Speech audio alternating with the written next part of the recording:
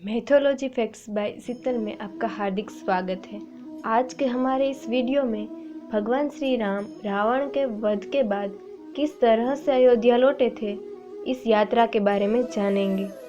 भगवान राम की अधर्म पर जीत के बाद की यात्रा के बारे में हमारे आज के इस वीडियो में भगवान राम 14 साल बाद अयोध्या लौटेंगे और हम आपको बताएंगे कि भगवान राम किस रास्ते से होते हुए लंका से अयोध्या पहुँचे थे। रावण का वध करने से लेकर अयोध्या पहुँचने तक उन्हें करीब 20 दिन का वक्त लगा था। भगवान राम खास पुष्पक विमान से के जरिए भाई लक्ष्मण और सीता के साथ अपने महल लौटे थे। आज के इस वीडियो में भगवान राम के वनवास के आखिरी चरण की बात करेंगे।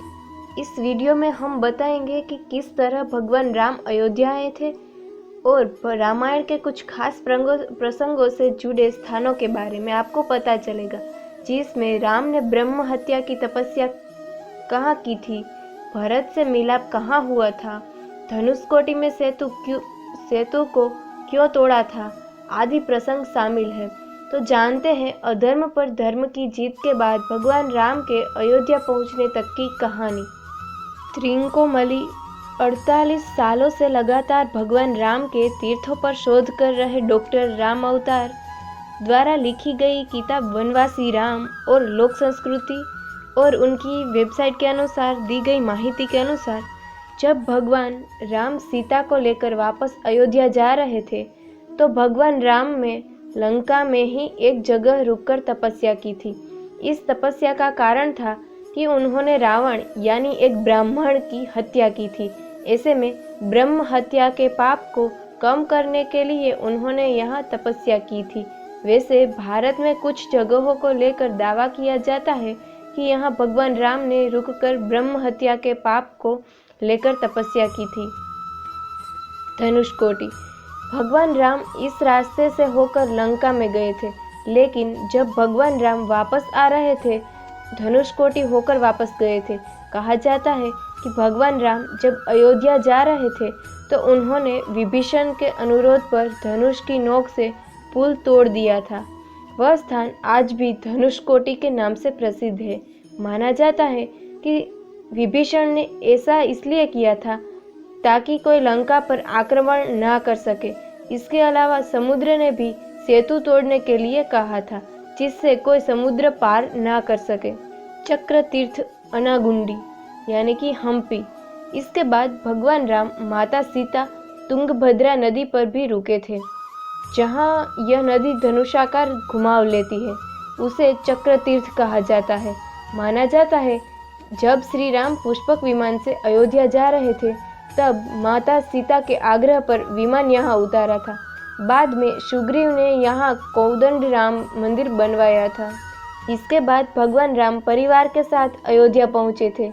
हालांकि कुछ लोक कथाओं में कहा जाता है कि भगवान राम इलाहाबाद के भारद्वाज आश्रम में मुनि से मिले थे, जहां मुनि ने भगवान राम को ब्राह्मण हत्या के पाप से मुक्त होने के लिए कई तरीके बताए थे, जिसमें कई शिवलिंग बनवाना भी शामिल है।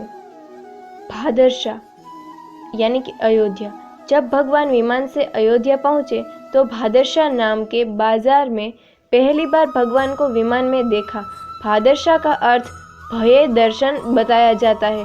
यहाँ ही अयोध्या वासियों को श्री राम के पुष्पक विमान में दर्शन हुए थे। रामकुंड पुह्यपी, यहाँ भगवान राम का विमान उतरा था, जिसके बाद उस जगह का नाम पुष्पकपुरी रखा गया। अब वह जगह पुष्पी के नाम से जानी जाती है। इसके पास नंदीग्राम में भरत जी तपस्या करते हुए श्री राम के वापस अयोध्या आने की प्रतीक्षा कर रहे थे। इसी समय भगवान राम ने हनुमान जी को अपने समाचार देकर भरत जी से मिलने भेजा था। इस स्थल पर हनुमान जी व भरत जी की भावुक भेंट हुई थी। भरतकुंड नंदीग्राम। इस जगह के लिए कहा जाता है कि यहाँ श्री राम और भरत का भावुक मिलन हुआ था। यह जगह अयोध्या से करीब 10 किलोमीटर दूर है। इसके पास एक जटाकुंड है, जिसके लिए कहा जाता है कि यहाँ भगवान राम ने पहले भरत और लक्ष्मण की जटाएं साफ करवाई और फिर अपनी जटाएं साफ करवाई और शोभा यात्रा के साथ मंदिर में प्रवेश किया।